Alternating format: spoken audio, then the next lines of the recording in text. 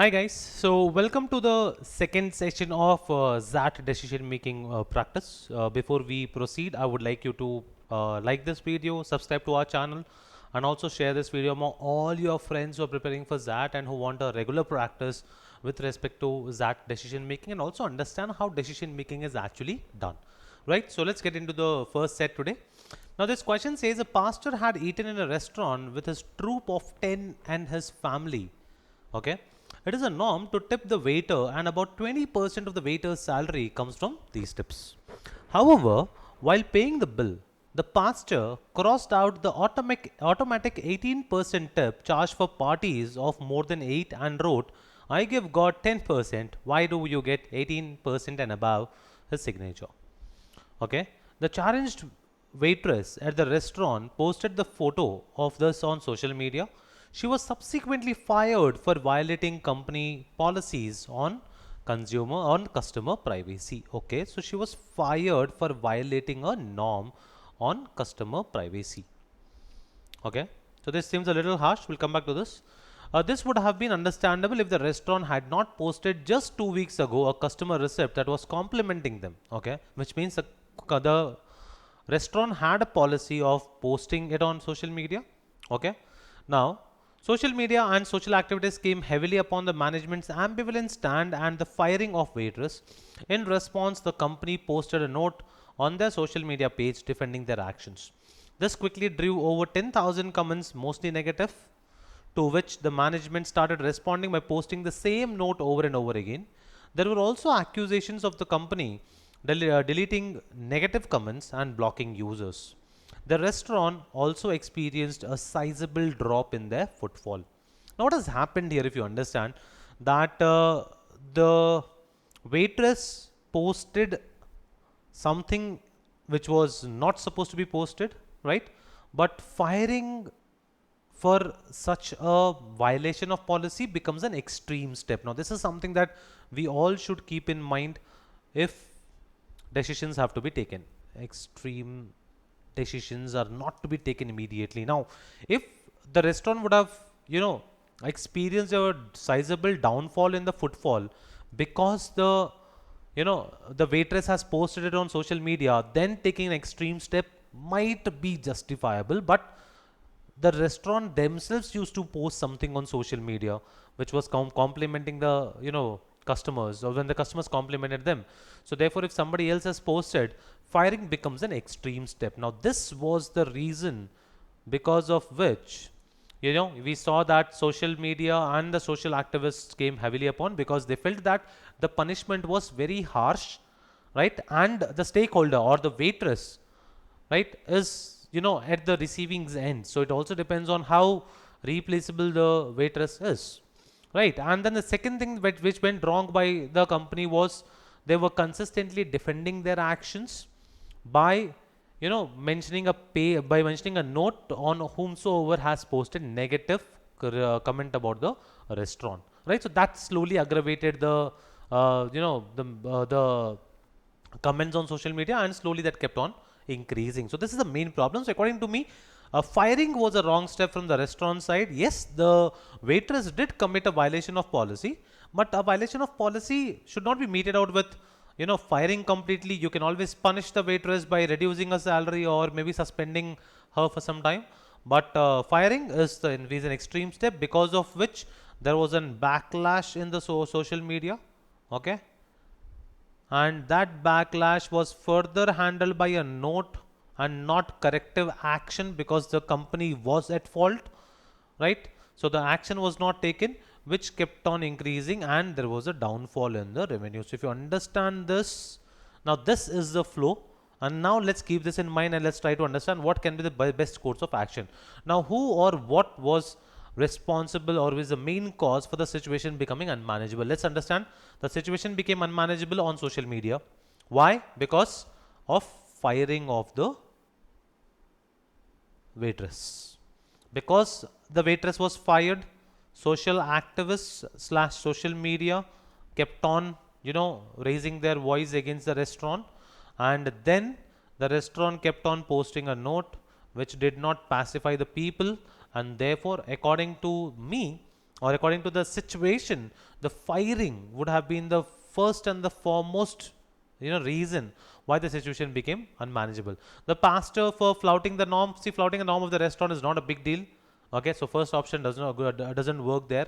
The waitress for violating the customer policy, no, let's be very objective oriented here, that just because the waitress was fired, this big situation became unmanageable.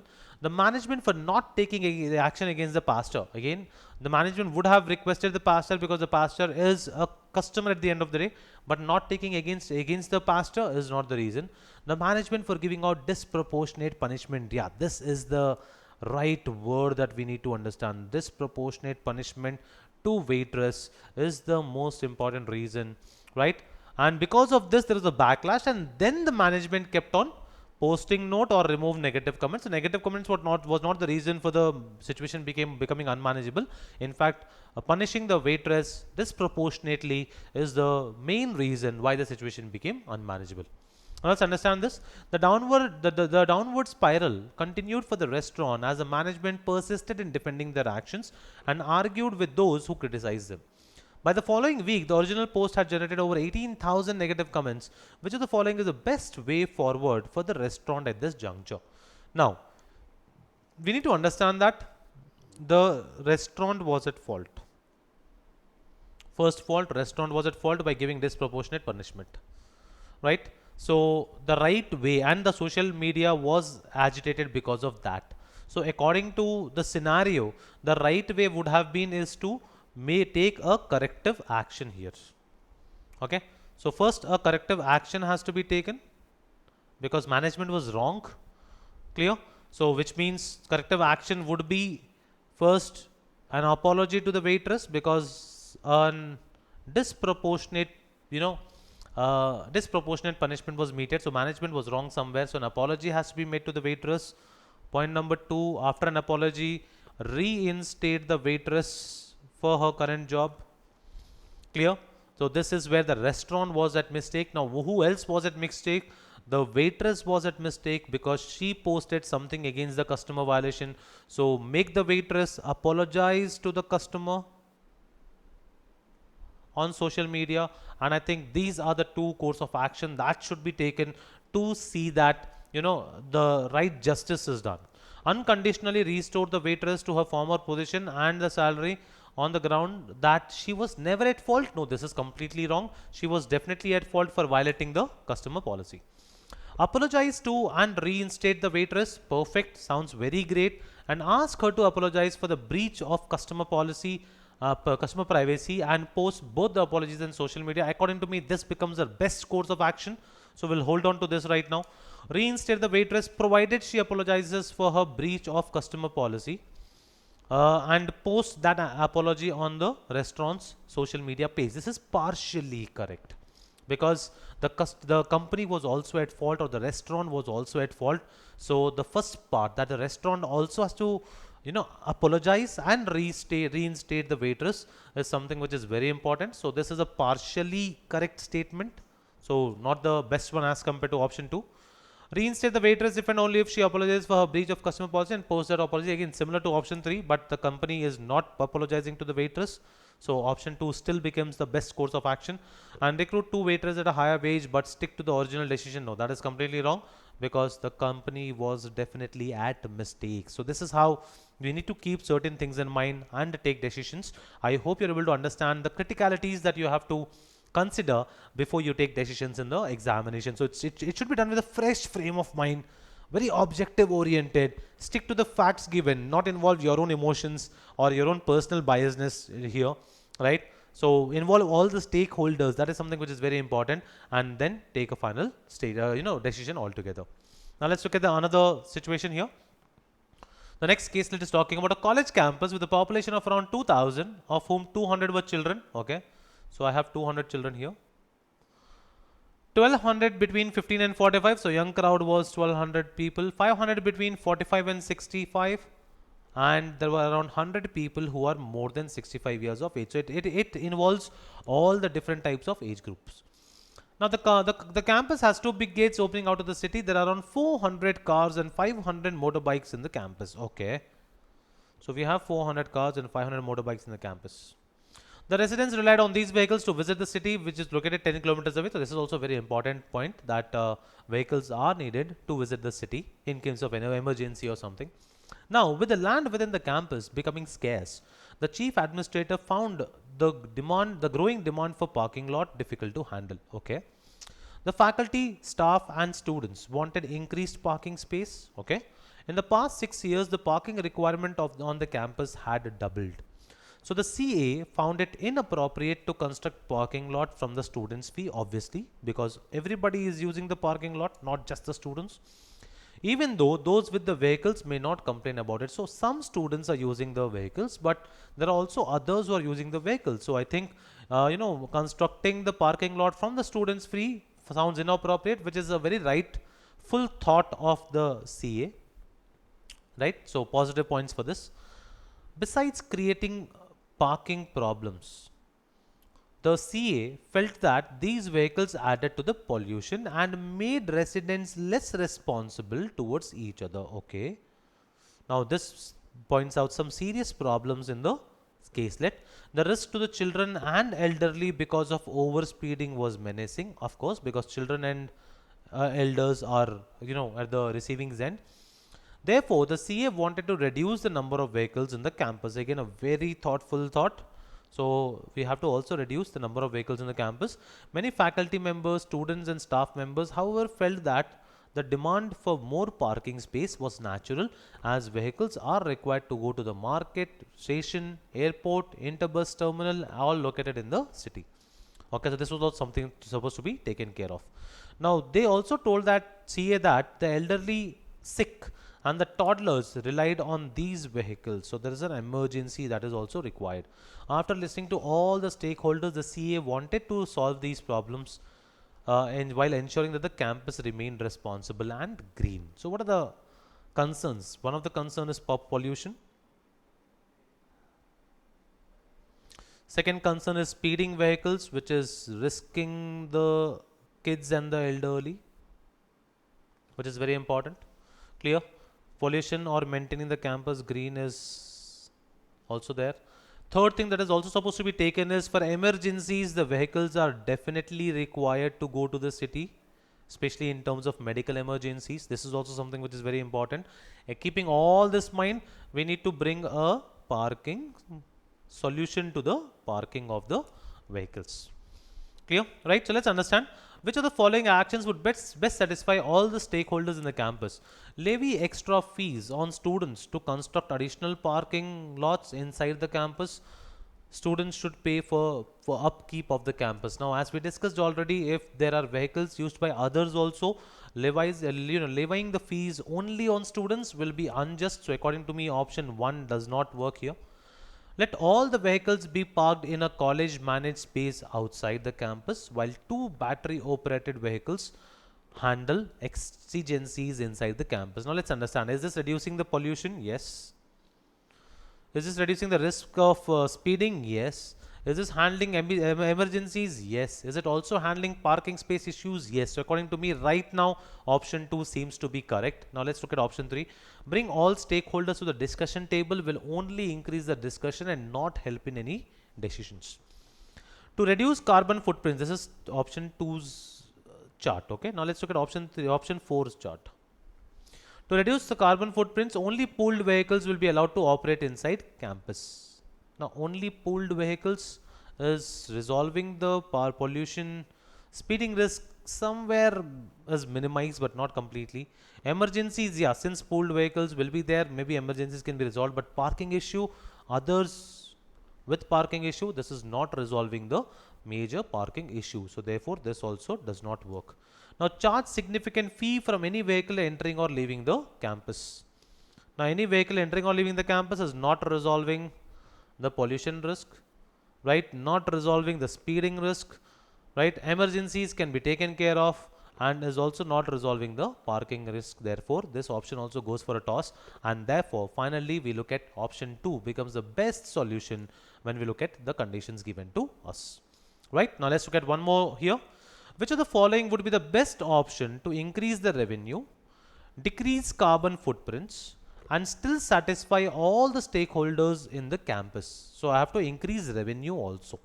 Okay. Now, so we need to increase revenue. We have to reduce the carbon footprints. Clear? At the same time, carbon footprints is also taking care of pollution. At the same time, we need to give a solution to the parking issue and speeding issue, all the things which were taken care of in the earlier case, and also emergency cases. What should be the case in case of emergency? Right now, make substantial collection from vehicles entering or leaving campus and construct a parking lot outside the campus. Is it increasing the revenue? Yes. Option 1. Okay. Is it reducing footprints? Yeah, because if I make substantial collection from vehicles, right, then the vehicles will not randomly come, or there's a parking lot outside the campus, so this will also reduce carbon footprints. This is taking care of the parking issue. Construct a parking lot outside campus will also reduce the speeding of vehicles, and emergency cases are also taken care of. So right now, option 1 is ticking all the boxes. Levy fee on students and build extra parking space outside the lot is only resolving parking issue, carbon footprints issue. It's not generating revenue. It's reducing speeding and it's reducing emergency. At the same time, we need to understand that it is not ethical to levy extra fees only on students. So option 2 is definitely not the case. Bring all stakeholders to table and let them build consensus. Again, no, this doesn't resolve the problem. To reduce the carbon footprint, only pooled vehicles will be permitted on campus. This is partially resolving a problem, not all the problems. Let all vehicles be parked in managed space outside the campus, while battery operated vehicles parked at the 2 gates can be used inside the campus. This is reducing the footprints. This is taking care of the parking issue, taking care of the speeding issue, taking care of the emergency issue. Now please understand, this is not taking care of the revenue issue. So option 1 and option 5 are very close, but I would choose option 1 for only one simple reason, that we also have to make sure that we are increasing the revenue of the campus, right? So that is the only point where option 5 takes a back seat, and I would go with option 1 to be my best possible decision or the best course of action in this case. Clear? So let's move to the next this caselet. Now, Giri Rajan, an unemployed youngster from Kumbakonam, Tamil Nadu, visited Singapore where his school friend worked as a software engineer. Okay. In Singapore, Giri realized that there were a lot of Tamils in Little India area. He soon assessed that there were very few restaurants serving authentic Tamil food, and therefore decided to set up a restaurant, Giri's, in Little India, serving authentic Tamil food in traditional banana leaf. Customers loved the food. Okay. Very soon the word spread about the good quality food served in the traditional way. Giri expanded operation, recruiting 10 employees, all Tamils, okay, which also increased the authenticity of the restaurant. Now 6 months later, Giri realized that a lot of Kannadiga and Telugu customers started visiting the restaurant along with the Tamil friends. One day, a Kannadiga customer looking for Devangiri Bene Dosa suggested that it may not be a bad idea if Giri to serve Karnataka, Andhra cuisines along with Tamil. With time, the popularity of the restaurant kept soaring. As a result, a lot of Malayalis, Indonesians, and Chinese started visiting the restaurant. His software engineer friend advised to cater to all the customers of all the nationalities. Despite his desire to go grand, Giri realized he did not have enough money to get the extra space anywhere in Singapore, and banks were also reluctant to lend. One day, while assessing the business, he realized that the restaurant had 90% occupancy rate at the peak hours, okay, and 40% during non-peak hours. Both the figures were increasing with time. So what are the constraints here? So first, opportunities are to serve other cuisines or other customers. This is an opportunity area for sure. But to do this, we need extra space, which is not there. Extra space is not available. Point number 1. Point number 2, it also needed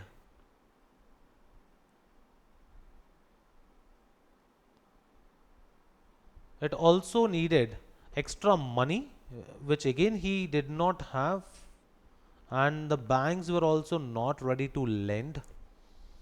Clear? Right? At the same time, with these constraints, he already has a 90% occupancy rate.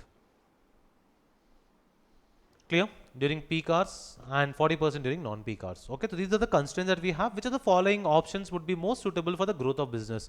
Include Karnataka and Andhra cuisines in the menu. Now, if I include, the problem is I don't have extra space to invite extra Karnataka and Andhra customers. That would come at the cost of existing customers only. So I would not rather advise looking at the constraints to include any other cuisines. So option 2 also goes for a toss there, because if I include anything else, that will come at the cost of the existing Tamil food or Tamil customers. Keep the focus on Tamil only with an increased focus on quality improvement, because I already have 90% occupancy rate. Right? If I keep on improving the quality in my restaurant, I would obviously make it as 100% and also increase my traffic during the non-peak hours. So this option seems correct. Right? Expand to include Karnataka and Andhra cuisines or Indonesian and Chinese. Now again, the problem is space is not there, money is not there, banks are not lending. So this doesn't work. Include Karnataka and Andhra cuisines as well as Indonesian and Chinese. Again, the same problem arises here. So in all these cases, option 3 becomes the best course of action to make sure that the growth of the business is also taken care of. Right? Now let's look at this question here. Now Giri Rajan started analyzing his quarterly customer database to assess growth opportunities. He discovered that 20% of his customers are Kannadigens and many of them were requesting a few Karnataka dishes. Not everything, but a few Karnataka dishes. Okay. Now he was not sure if it was a good idea to serve Karnataka food. He wanted to experiment before taking a final call. Which of the following options will be worth experimenting in the next fortnight? Okay. Now introduce a Karnataka food every day. Karnataka food every day, every week to please the Kannadiga customers. Now, because it's an experimental phase and we are not sure, including a Karnataka food every day becomes a little risky an option. Okay, let's see. Recruit a few Karnataka waiters to interact with Karnataka customers. No, this doesn't work because it will add on extra cost and we are not sure to add Karnataka food in a menu. Rename a few Tamil dishes as Karnataka dishes will be unethical, so this will be right away moved out. Serve Karnataka dishes as and when requested by customers without the menu displaying these dishes. Sounds partially correct, but we need to understand that since we have to experiment with Karnataka food, okay, and we need to make sure that people also get to know. So without mentioning them in the display of the menu doesn't work. Add a few Karnataka dishes to the cuisine and display those in a separate menu. Now this seems to be a correct option right now because we want to experiment whether a few Karnataka dishes, because we need to understand that space is a constraint. Only 10% of extra space is required. At the same time, 20% of existing customers are Karnataka customers. So to service them and to also experiment, we need to add a few dishes to see whether the Karnataka or the Kannadigens are able to, utilize that extra space created for them in the menu and see that the revenue is also increasing. So keeping all these constraints in mind, I think option 5 becomes the best option to add a few Karnataka dishes and display in a separate menu. Now, Giri experimented with Karnataka food for a fortnight. He collected sales data for Karnataka food along with the trend of the overall sales for the last 7 days. Which of the following data sets, if true, will give Giri greater confidence to continue serving Karnataka food? Okay. Now, if I look at 14, 15, 16, 17, 18, 19, 20 is giving me a steady increase. Clear? Which means it is also telling that the sales figures will keep on increasing. 20 is remaining stagnant. Okay. 50, 47, 44 and so on is decreasing. So this definitely doesn't work. Clear? 45, 44, 43 again is in a reducing stage. This doesn't work. 20, 50, 10, 45 is randomly changing. This also doesn't work. So if I choose between option 1 and option 2, I will go with option 1 because option 1 is showing me an increasing trend in the sales and that will ensure that Giri goes on with higher confidence to serve more of Karnataka food in the restaurant. right? So that's it from my side, guys. I hope we have been able to understand how to analyze certain caselets. What are the points to be kept in mind? Now keep in mind very clearly that you should be very objective oriented. Don't involve your assumption and emotions in the scene, which will hamper the right decision that is to be taken. So that's it from my side, guys. Stay tuned for the next video. All the best and take care.